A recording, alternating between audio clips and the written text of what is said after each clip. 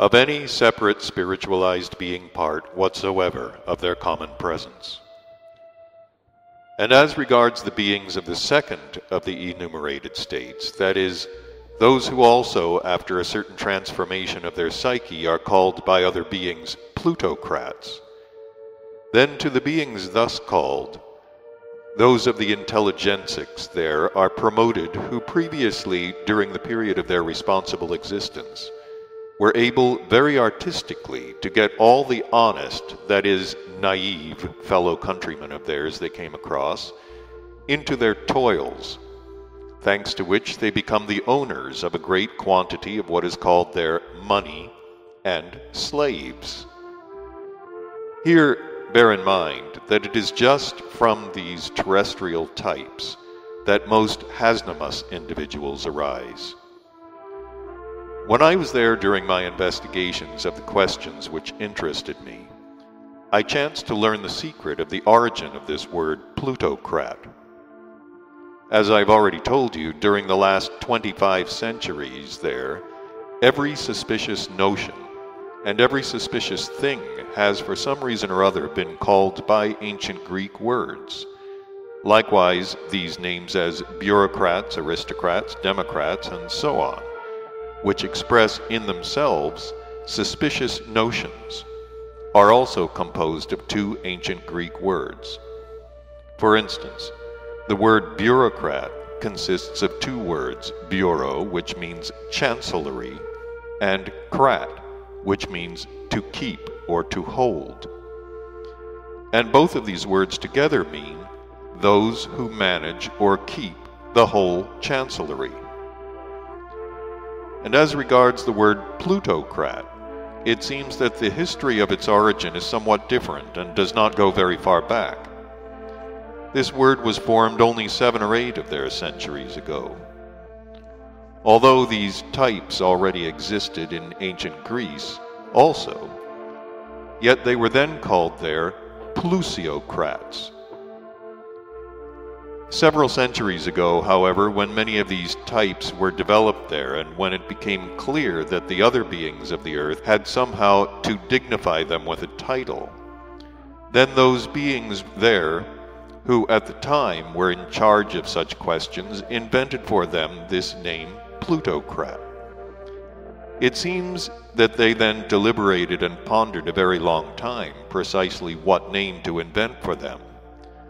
They deliberated and pondered a long time because they already very well understood that these types on their planet are scoundrels of the deepest dye, and already, so to say, saturated by every kind of Hasnamusness to the marrow of their bones.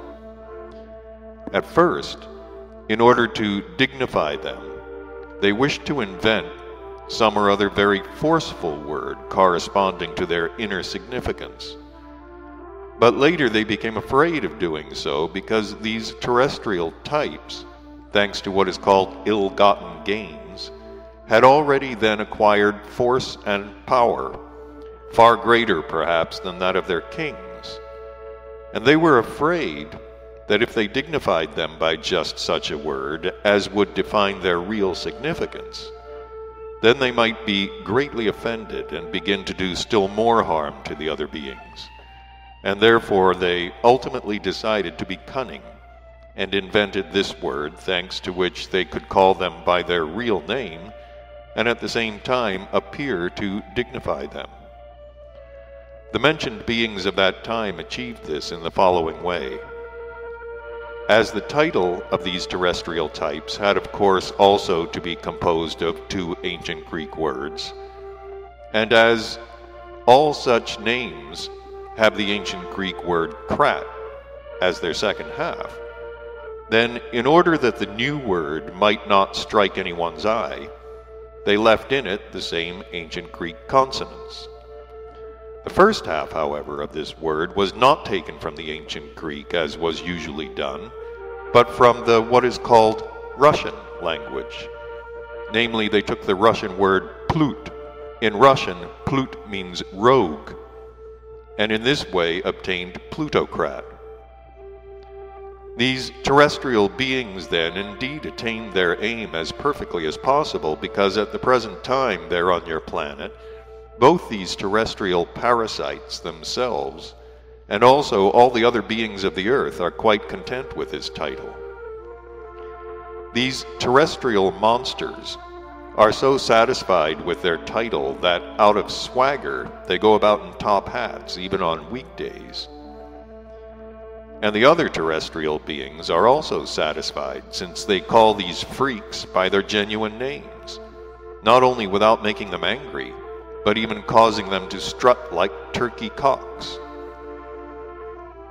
As regards the third of the names I enumerated, namely theocrats, by this title those intelligensics there were then dignified, in whose common presences, in the psycho-organic sense, there proceeded almost the same perturbation as in those who became plutocrats. The difference between the plutocrats and the theocrats there is only this, that the first act upon their surroundings for the satisfaction of their Hasnamussian needs through that function which is called among them trust, while the second act through that function which has gradually replaced in your favorites the sacred function that serves all the three-brained beings as one of the three sacred paths of self-perfecting.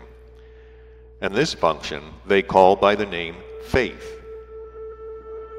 In order that you should obtain a more complete notion about these theocrats, it will be sufficient if I relate to you once more one of the sayings of our highly esteemed Mullah Nasr ad-Din.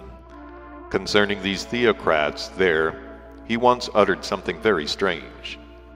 Namely, he said, "Isn't it all one to the poor flies how they are killed? By a kick of the hooves of horned devils, or by a stroke of the beautiful wings of divine angels?"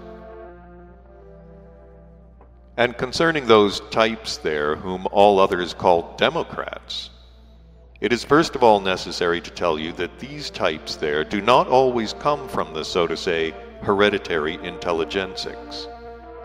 For the greater part, they, in the first place, happen to be simple, ordinary terrestrial beings, and only afterwards, when they chance to become intelligensics, and when, with functions present in them, degenerated also from the sacred function of conscience, almost the same proceeds in them as among the future plutocrats and theocrats.